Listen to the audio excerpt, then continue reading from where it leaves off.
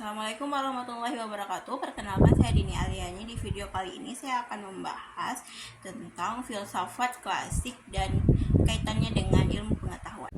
Oke, kita lanjutkan ke penjelasannya ya. Awal mula berpikir dulu, sebelum ada filsafat dan ilmu pengetahuan, orang-orang menjelaskan segala sesuatu dengan cerita-cerita tentang dewa, mitos, dan hal-hal gaib. Misalnya, kenapa hujan turun? Karena dewa marah. Kenapa ada petir? Karena dewa sedang marah atau bertengkar. Semua dijelaskan dengan cara seperti itu. Tapi ada sekelompok orang di Yunani yang mulai merasa bahwa cara itu kurang masuk akal. Mereka mulai bertanya, apa sih sebenarnya yang terjadi? Apa ada penjelasan lain yang lebih masuk akal? Orang-orang ini disebut para filsuf, yang artinya pencinta kebijaksanaan. Nah, filsuf pertama seperti Thales dan Heraklitus mulai mencoba menjelaskan alam dengan cara yang berbeda. Mereka mengatakan segala sesuatu berasal dari satu unsur. Misalnya air, Thales bilang begitu. Mereka mulai melihat dunia dengan mata dan akal, bukan hanya percaya cerita.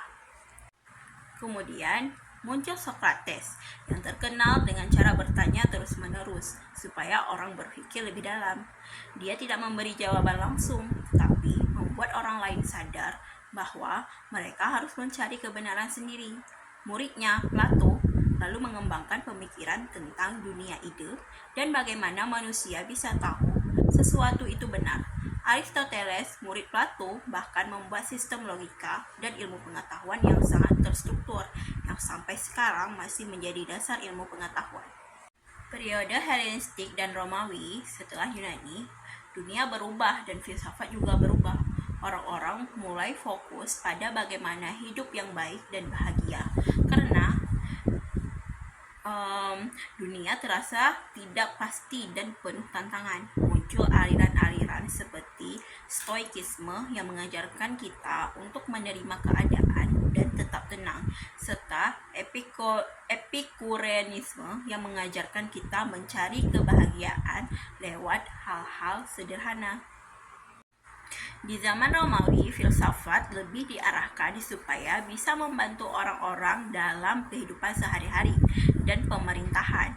Mereka ingin filsafat bukan cuma teori, tapi juga bisa mempraktikkan supaya masyarakat jadi lebih baik. Hubungan dengan ilmu pengetahuan. Nah, kenapa penting untuk ilmu pengetahuan? Karena ilmu pengetahuan modern yang kita pelajari sekarang ini sebenarnya berawal dari cara berpikir para filsuf itu.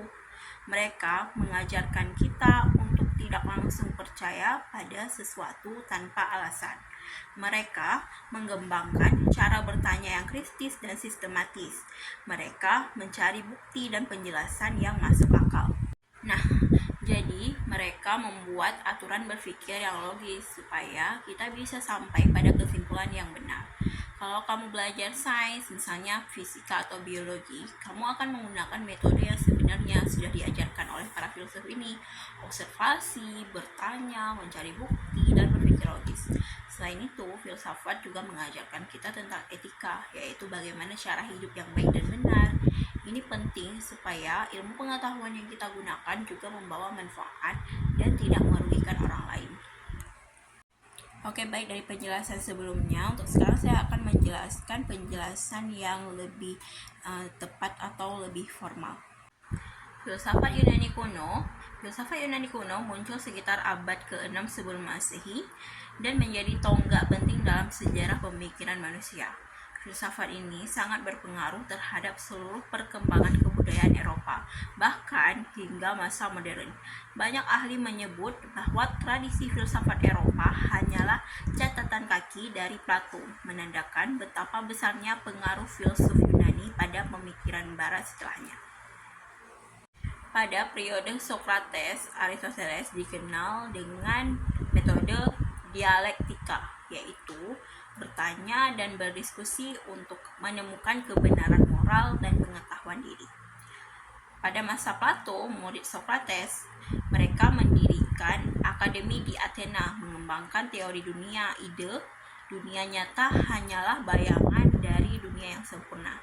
Nah, pada masa Aristoteles, muridnya Plato menolak teori dunia ide, lebih menekankan pengamatan empiris dan logika formal yang menjadi dasar ilmu pengetahuan modern.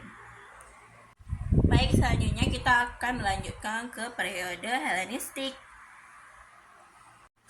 Periode Helenistik dimulai setelah kematian Alexander Agung pada 323 sebelum Masehi.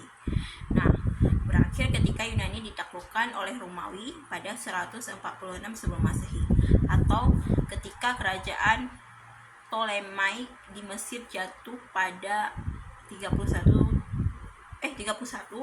sampai 30 sebelum Masehi. Pada masa ini, pengaruh budaya dan filsafat Yunani menyebar luas ke Asia dan Afrika, sehingga terjadi peleburan budaya antara Yunani dan bangsa-bangsa lain seperti Mesir, Syria, dan Mesopotamia. Oke, selanjutnya kita akan menjelaskan ciri-ciri periode Helenistik. Ciri-ciri periode Helenistik, filsafat menjadi lebih praktis dan berorientasi pada cara hidup manusia, bukan lagi sekedar teori. Muncul berbagai aliran filsafat baru seperti Stoikisme. Zeno dari Citium mengajarkan ketenangan dan penerimaan terhadap takdir. Kemudian Epikureanisme atau Epikuros, yaitu menekankan kebahagiaan melalui hidup sederhana dan menghindari rasa sakit. Kemudian ada skeptisisme, yaitu meragukan kemampuan manusia untuk mencapai kebenaran mutlak. Periode ini juga ditandai dengan hilangnya batas-batas budaya dan negara, sehingga terjadi asimilasi besar-besaran antara kebudayaan Yunani dan Timur. Nah, sekarang kita melanjutkan kepada filsafat Romawi.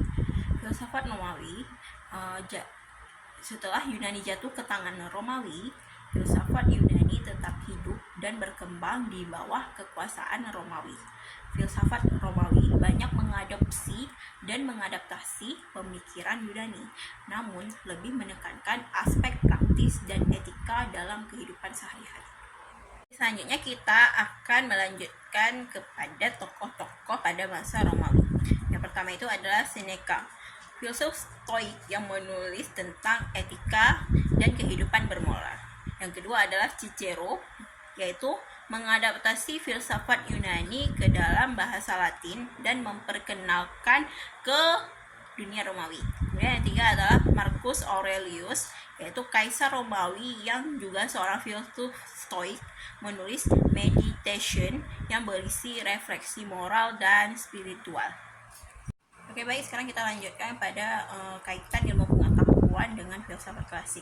Jadi kita bisa melihat dari cara metode berpikir Socrates, yang mana dia memperkenalkan metode tanya jawab atau dialektika yang menjadi dasar berpikir kritis dan analitis, fondasi utama dalam pengembangan ilmu pengetahuan modern. Ada beberapa landasan, yaitu landasan epistemologi. Plato dan Aristoteles membahas tentang hakikat pengetahuan, realitas, dan logika yang hingga kini menjadi dasar epistemologi dalam ilmu pengetahuan. Kemudian juga ada etika dan ilmu sosial.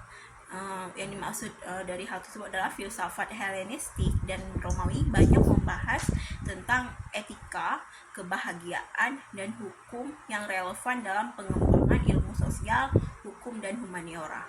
Dengan demikian, mempelajari filsafat klasik bukan hanya memahami sejarah pemikiran, tetapi juga mengenal akar-akar logika, metode ilmiah, dan nilai-nilai kritis yang menopang seluruh cabang ilmu pengetahuan modern.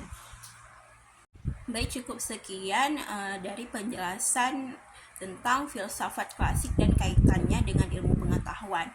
Jadi saya berterima kasih sekali yang sudah mau menonton video ini. Mohon maaf apabila terjadi kesalahan dalam penjelasan karena saya juga masih belajar tentang filsafat umum. Jadi terima kasih banyak. Assalamualaikum warahmatullahi wabarakatuh. Thank you for watching. Sampai jumpa di video selanjutnya. Bye bye. See you next time.